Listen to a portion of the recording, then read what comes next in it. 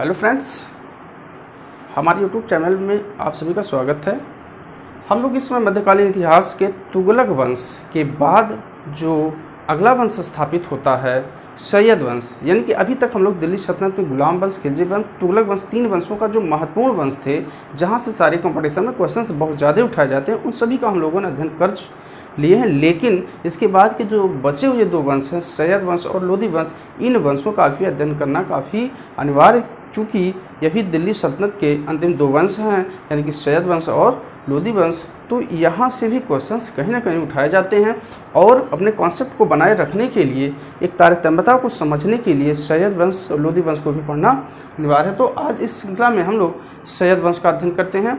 सैयद वंश का जो संस्थापक था, यानी कि जब तुगलक वंशीय शासक, उत्तरकालीन तुगलक वंशीय शासक थे, उस समय संपूर्ण जो तुगलक वंश का साम्राज्य था वह धीरे धीरे स्वतंत्र होता चला गया था, जिसके पीछे उसकी फिरोज शाह तुगलक की जागीरदारी व्यवस्था और वंशानुगत उच्च पदों को प्रदान करने की प्रणाली कहीं ना कहीं जिम्मेदार होती है। और बहुत सारे विद्वान इसको फिरोज शाह तुगलक की नीतियों को ही तुगलक वंश के पतन के लिए कारण बताते हैं। और इसी बीच एक और विपत्ति, एक तरह से कहा जाए कि एक विदेशी आक्रांता तैमूर का आक्रमण 1398 ईस्वी में नासिरुद्दीन महमूद के शासनकाल में दिल्ली पर आक्रमण होता है। यूँ कहा जाए भारत पर आक्रमण होता है एक आक्रमणकारी तैमूर या तैमूर लंग का। और वह जब आक्रमण करता है तो नासिरुद्दीन महमूद अपनी सेना से लेकर के मुकाबला तो करता है, लेकिन पराजित होकर के वह युद्धभूमि से भाग जाता है, दिल्ली राजधानी को छोड़ करके भाग जाता है।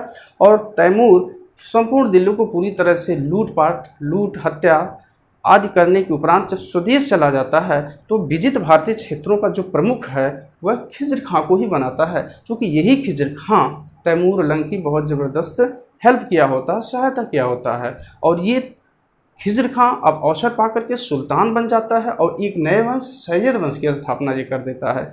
और ये सैयद वंश 1414 से 1451 ईस्वी तक चलता है और 1451 से आगे 1526 तक लोधी वंश के शासक शासन करते हैं। तो अब हम लोग इस सैयद वंश के संस्थापक शासक खिज्र खां के बारे में पढ़ेंगे। ये इसकी पृष्ठभूमि थी कि खिज्र खां कैसे स्थापित हुआ, कैसे सैयद वंश की स्थापना किया। तो तैमूर की इसने मदद की थी, इसलिए तैमूर जब स्वदेश जा रहा था तो विजित भारतीय क्षेत्रों, खासतौर से उस समय दीपालपुर, लाहौर और मुल्तान का इसे सूबेदार बनाता है। और उसके जाने के उपरांत यही खिज्र खां दिल्ली की सत्ता पर काबिज होता है और एक नए वंश सैयद वंश की स्थापना करता है।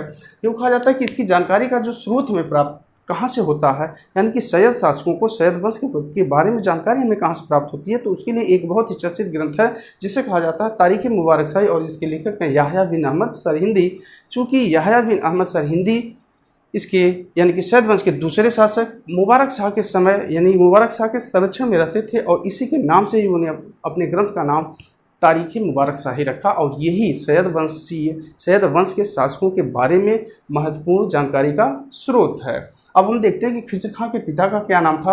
तो खिज्र खां के पिता का नाम मलिक सुलेमान था, और मलिक सुलेमान के साथ यह रहते रहते वह भी सैनिक गुणों से युक्त हो गया था, एक राजनीतिज्ञ व्यक्ति था। उससे काफ़ी गुणों को सीखने के उपरांत खिज्र खां भी राजनीतिक गुणों से परिपूर्ण हो जाता है और आगे चल कर के तैमूर के साथ इसे कुछ सीखने का भी अवसर प्राप्त होता है और तैमूर की काफ़ी मदद करता है। इसीलिए जब यह सुल्तान बनता है तो यह एक ऐसी उपाधि धारण करता है जिसे कहा जाता है रैयत-ए-आला की उपाधि। रैयत-ए-आला की उपाधि के साथ ही यह सैयद वंश की स्थापना करता है। यह सुल्तान की उपाधि धारण नहीं करता है, ये हमें याद रखना है। कौन सी उपाधि धारण करता है खिज्र खां? तो रैयत-ए-आला की उपाधि धारण करता है। और क्या करता है, यह स्वतंत्र शासक के रूप में शासन नहीं करता है। क्यों? क्योंकि यह अपने सिक्कों पर जो है तैमूर एवं उसके पुत्र सिक्कों पर तैमूर व उसके पुत्र तैमूर एवं उसके पुत्र शहरुख का नाम अंकित करवाता है अपने सिक्कों पर भी, तथा खुतबे में भी शहरुख का नाम जुड़वाता है। शहरुख के नाम को ही खुतबे में भी पढ़वाता है और सिक्कों पर तैमूर तथा शहरुख के नाम को अंकित करवाता है। इस प्रकार कहीं ना कहीं ये सुल्तान की उपाधि पूरी तरह से धारण न करके रैयत-ए-आला की उपाधि धारण करता है और उसी उपाधि के साथ ही शासन संचालन करता है। तो इससे जुड़े हुए ये महत्वपूर्ण क्वेश्चन थे। तारीख मुबारक शाही से क्वेश्चन बार बार उठाया जाता है और इसकी उपाधि से उठाया जाता है। और यह है, कहा जाता है कि यह अपने शासनकाल में निरंतर प्रतिवर्ष शहरुख को कर भी भेजा करता था। अब हम लोग आते हैं मुबारक शाह यानी कि सैयद वंश का दूसरा शासक मुबारक शाह। और ये बहुत ही महत्वपूर्ण शासक, बहुत ही प्रसिद्ध शासक था खासतौर से सैयद वंश के लिए। और इसी के दरबार में संरक्षण प्राप्त था याह्या बिन अहमद सरहिंदी को, जिन्होंने तारीख़ मुबारक शाही की रचना की थी।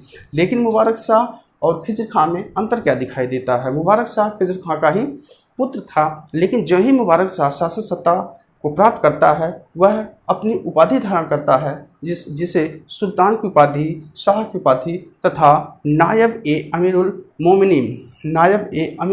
मोमिनीन की उपाधि, शाह की उपाधि तथा सुल्तान की उपाधि धारण करता है। यह अपने को निस्संद सुल्तान घोषित करता है, अपना राज्याभिषेक करवाता है और कई उपाधियां सुल्तान, शाह तथा नायब अमीरुल मोमिनीन तथा खुतबा जो होता था, जिस खुतबे में इसके पिता खिज्र खां शहरूख तथा तैमूर के नामों को अंकित करवाते थे सिक्कों पर तथा खुतबे में पढ़वाते थे।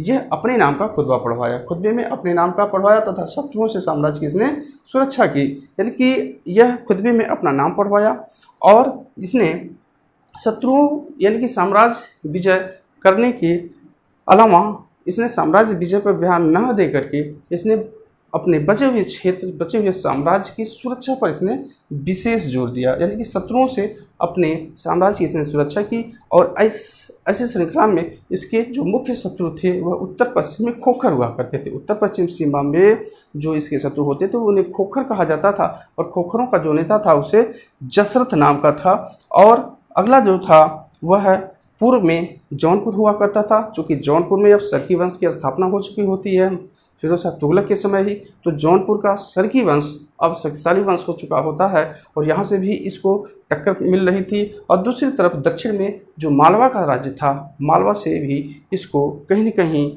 टक्कर लेनी पड़ रही थी, मालवा से इसके विरोध का सामना करना पड़ रहा था। तो मालवा, जौनपुर और उत्तर पश्चिम सीमा में खोखरों के नेता जसरथ इसके मुख्य शत्रु थे और इन शत्रुओं से इसने निपटा। तथा इसका एक योग्य वजीर था जिसका नाम था सरवर उल मुल्क या मलिक स्वरूप। इसका एक बहुत ही योग्य वजीर हुआ करता था, सरवर उल मलिक या मलिक स्वरूप, सरवर उल मुल्क या मलिक स्वरूप। तो आगे चल करके सरवर उल मुल्क या मलिक स्वरूप तथा मुबारक शाह में काफ़ी विरोधाभास होता है, दोनों में बनती नहीं है, दोनों में खटास आ जाती है। और आगे चल करके मुबारक शाह अपने वजीर सरवर उल मुल्क तथा मलिक स्वरूप को वजीर के पद से हटा देता है और वजीर सरवर उल मुल्क काफ़ी क्रोधित हो जाता है, अपनी बेइज्जती महसूस करता है और आगे चल करके सिद्धपाल नामक व्यक्ति, जैसा कि हमने लिखा, सिद्धपाल नामक व्यक्ति से मिल करके सुल्तान की हत्या का षड्यंत्र रचता है। यानी कि मलिक स्वरूप जो वजीर था मुबारक शाह का, यह एक व्यक्ति सिद्धपाल नामक व्यक्ति से मिल करके सुल्तान मुबारक शाह की हत्या का षड्यंत्र रचता है और अंत में इसकी हत्या करवा देता है और अगला सुल्तान का यह सपोर्ट करने लगता है। और इसके बारे में, मुबारक शाह के बारे में जो सबसे महत्वपूर्ण कोशिश आता है वह यह है अपने साम्राज्य की शत्रुओं से सुरक्षा किया था तथा विद्वानों का संरक्षण करता था, विद्वानों को संरक्षण प्रदान किया था। और वही विद्वान जिनका नाम है याह्या बिन अहमद सरहिंदी, यह इसके दरबार में रहते थे और इन्होंने इसी के नाम पर ही तारीख़ मुबारक शाही नामक ग्रंथ की रचना की थी। और कहा गया, विद्वानों के अनुसार, विद्वानों ने वर्णन किया कि मुबारक शाह सैयद वंश का सबसे प्रसिद्ध एवं सबसे शक्तिशाली शासक हुआ। तो इस प्रकार इसके बाद हम लोग सैयद वंश के जो तीसरे सुल्तान हैं मोहम्मद शाह, जिसका कार्यकाल 1443 से 1443 ईस्वी तक रहा। तीसरा सुल्तान सैयद वंश का कौन रहा? तो मोहम्मद शाह, जिसका कार्यकाल 1434 से 1443 ईस्वी तक। और सैयद वंश का जो अंतिम सुल्तान होता है जिसका नाम होता है अलाउद्दीन आलम शाह, वह 1443 से 1451 ईस्वी तक शासक रहा था। तो इस प्रकार सैयद वंश में कुल 4 शासक हुए, पहला खिज्र खां, दूसरा मुबारक शाह, तीसरा मोहम्मद शाह और चौथा अलाउद्दीन आलम शाह। तो ये मोहम्मद शाह कौन था? मोहम्मद शाह मुबारक शाह का दत्तक पुत्र था, मुबारक शाह के द्वारा गोद लिया गया दत्तक पुत्र था, चूँकि उसका अपना कोई पुत्र नहीं था। और इसके पिता का नाम जो था वह फरीद खां था, इसके पिता का नाम फरीद खां था। और इसके समय में एक घटना ये घटती है कि जो वज़ीर था सरवर उल मुल्क, जो मुबारक शाह ने अपने समय में उसे वज़ीर नियुक्त किया था और इसी वज़ीर ने सिद्धपाल नामक व्यक्ति से मिल करके मुबारक शाह की हत्या करवाया था। और आगे चल करके इसने एक दूसरे व्यक्ति मोहम्मद शाह को सुल्तान बना देता है। और अब इसी वज़ीर की शासन सत्ता पर पूरी तरह से पकड़ हो जाती है। यानी कि यूँ कहा जाता है कि अब इसी वज़ीर सरवर उल मुल्क के हाथों में ही शासन की वास्तविक सत्ता स्थापित हो जाती है। यानी कि सुल्तान मोहम्मद शाह सिर्फ नाम मात्र का सुल्तान होता है, लेकिन सुल्तान की शासन की सारी शक्तियाँ इस वज़ीर सरवर उल मुल्क के हाथों में स्थित होती है। और इसी ने वज़ीर को खाने जहाँ की उपाधि भी प्रदान किया था। उसके कार्यों से, उसके सहयोग से, उसके नेतृत्व से, उसके गुणों से प्रभावित होकर के इसने खाने जहाँ की उपाधि भी प्रदान किया था। लेकिन इसी समय एक और नए व्यक्ति का उद्भव होता है मोहम्मद शाह के शासनकाल में। सैयद वंशी शासकों के साम्राज्य में, शासन में, उसके दरबार में, जिसका नाम होता है बहलोल लोदी। और बहलोल लोदी की योग्यता तथा उसके सहयोग और समर्पण को देखते हुए सुल्तान मोहम्मद शाह ने उसे खाना की उपाधि प्रदान करता है तथा उसे पुत्र कह करके पुकारता है और उसे अपना बहुत ही करीबी या निकटस्थ बना लेता है। तो इस प्रकार अब एक दूसरे व्यक्ति जो अफगानी व्यक्ति है बहलोल लोदी, उसका आगाज हो जाता है सैयद साम्राज्य में, सैयद सुल्तानों के दरबार में। चूँकि इसे खाना की उपाधि देता है और इसे अपना पुत्र कहकर पुकारता है, यानी कि अब धीरे धीरे वज़ीर सरवर उल मुल्क के साथ साथ एक नए व्यक्ति बहलोल लोदी का भी इसके साथ सैयद वंशी शासकों के दरबार में आगमन हो चुका होता है। अब यह बहलोल लोदी पर इतना विश्वास करने लगता है, इसके गुणों से इतना प्रभावित हो जाता है, इसके विश्वास को इतना जीत लेता है कि अब वह इसके समय में जो विद्रोह हो रहे थे उन विद्रोहों के दमन हेतु बहलोल लोदी को भी भेजना प्रारंभ कर दिया था। तो इस श्रृंखला में उत्तर पश्चिमी सीमा पर जो खोखर हुआ करते थे उनका जो नेता हुआ करता था वो जसरत था। और जसरत के दमन हेतु, जसरत के विद्रोहों के दमन हेतु बहलोल लोदी को ही इसने भेजा। और बहलोल लोदी जब वहाँ पहुँचता है तो जसरत बहुत ही कूटनीतिक व्यक्ति था, खोखरों का नेता था। वह बहलोल लोदी को कूटनीतिक तरीके से अपनी तरफ मिला लेता है। और कहा जाता है, विद्वानों का कहना है कि अब जसरत तथा बहलोल लोदी दोनों में मित्रता हो जाती है और बहलोल लोदी सुल्तान का साथ छोड़ करके जसरत से मिल जाता, खोखरों से मिल जाता है और सुल्तान का विरोधी हो जाता है। सुल्तान के विरोध में, सुल्तान के जो विरोधी होते हैं उनसे मिल जाता है और सुल्तान का पूरी तरह से विद्रोह करता है। सुल्तान के साम्राज्य के खिलाफ, सैयद साम्राज्य के खिलाफ यह बहलोल लोदी विद्रोह कर देता है। और इन्हीं कई विश्वासघातों के कारण एक वजीर सरवर उल मुल्क से भी इसको कुछ धोखे मिल रहे थे और दूसरी तरफ बहलोल लोदी जिसको यह नया था अभी, जिसे अपना निकटस्थ बनाया, उससे भी जब इसको विश्वासघात होता है तो इन्हीं विपरीत परिस्थितियों से विवश होकर के वह काफ़ी बीमार हो जाता है और अंत में उसकी मृत्यु हो जाती है।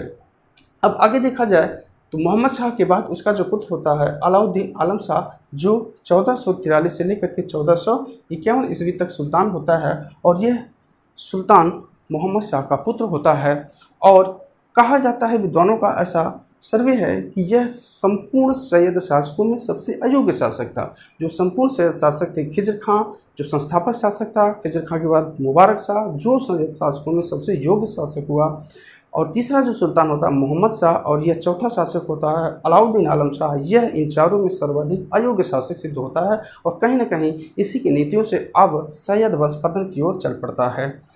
और इसकी अयोग्यता का परिणाम होता है कि उत्तर पश्चिम सीमाओं पर विद्रोह होते हैं, पश्चिमी सीमाओं पर विद्रोह होते हैं। पूर्व में विद्रोह होने के साथ साथ इसका जो सबसे करीबी राज्य होता था सरकी साम्राज्य, यहाँ के सुल्तान के द्वारा इसके राज्य पर आक्रमण कर दिया जाता है और इसके आक्रमण तथा कई विद्रोहों से विवश होकर के यह सुल्तान अलाउद्दीन आलम शाह काफ़ी घबरा जाता है, काफ़ी डर जाता है। और दूसरी तरफ बहलोल लोदी भी इसका साथ छोड़ करके चला गया होता है।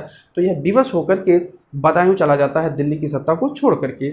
और बदायूं क्यों चला जाता है? क्योंकि इसके पूर्व, इसके पहले यह बदायूं का सूबेदार रह चुका होता है, इसलिए इसे बदायूं काफ़ी खिलता है, बदायूं इसे बहुत अच्छा लगता है। लेकिन शासन सत्ता, चूँकि यह सैयद वंश का शासक होता था, तो यह शासन सत्ता अपने पत्नी के दो भाइयों शहना ए शहर तथा अमीर कुह थे। इसकी पत्नी यानी इसके जो साले थे शहना ए शहर एवं अमीर कुह थे, इन दोनों के हाथों में सत्ता को छोड़ करके स्वयं बदायूं चला जाता और वहीं भोग विलासी जीवन व्यतीत करने लगता है। इसीलिए इसे सर्वाधिक अयोग्य सुल्तान भी कहा गया। अब होता क्या है कि चूंकि यह सत्ता दो लोगों के हाथों में देकर गया होता है, इसे सत्ता के वास्तविक नियंत्रण, वास्तविक स्थापत्य, सत्ता का वास्तविक कर्ता धर्ता होने को लेकर के इन दोनों में शहना शहर तथा अमीर कुहत, इन दोनों में ही संघर्ष हो जाता है, जिसमें एक दूसरे की हत्या कर देता है तथा बचे हुए दूसरे की हत्या जनता के द्वारा कर दी जाती है। इस प्रकार एक बार फिर से दिल्ली की सत्ता पूरी तरह खाली हो जाती है और ऐसे में अब जनता इन दोनों के शासन से नाखुश थी, शहना शहर तथा अमीर कुह थे, इसलिए यह भी मानती थी कि यह सुल्तान के वंश का नहीं है, इसलिए इन दोनों को सुल्तान मानने से भी इनकार कर देती जनता। अब स्थितियाँ इतनी विपरीत हो जाती हैं कि जनता बहलोल लोदी को आमंत्रित करती है। जो बहलोल लोदी उत्तर पश्चिमी सीमाओं में जाकर के वहीं रुक जाता है, लेकिन उसकी योग्यता से, उसके नाम से, उसके कर्तव्यों से जनता काफ़ी प्रभावित होती है और बहलोल लोदी को अंत में बहलोल लोदी से जनता आग्रह करती है कि आइए और शासन सत्ता को आप धारण कीजिए, शासन सत्ता को चलाइए, प्रशासन को चलाइए। लेकिन बहलोल लोदी अभी चूँकि सुल्तान जीवित था, सुल्तान अलाउद्दीन आलम शाह वो मरा नहीं था, उसकी मृत्यु नहीं हुई थी, वो कहाँ गया था, वो बदायूं चला गया था, वो बदायूं में आराम से भोगविलासी जीवन व्यतीत कर रहा था। तो ऐसे में बहलोल लोदी अगर सुल्तान बनता तो उसके लिए खतरा होता, इसलिए उसने एक बार फिर से ये सारे संदेश जो है सुल्तान को पहुँचा देते हैं कि आप आइए, यहाँ की स्थितियाँ बहुत बिगड़ चुकी हैं और आइए अपने शासन सत्ता को संचालित करिए। तो ऐसे में सुल्तान के द्वारा एक वाक्य कहा जाता है, बहलोल लोदी के साथ बहलोल लोदी को अपना संदेश भेजता है कि मैं बदायूं के परगने से ही संतुष्ट हूँ और संपूर्ण सत्ता, शासन सत्ता मैं तुम्हें देता हूँ, तुम सुल्तान बनकर के शासन प्रशासन के कार्य को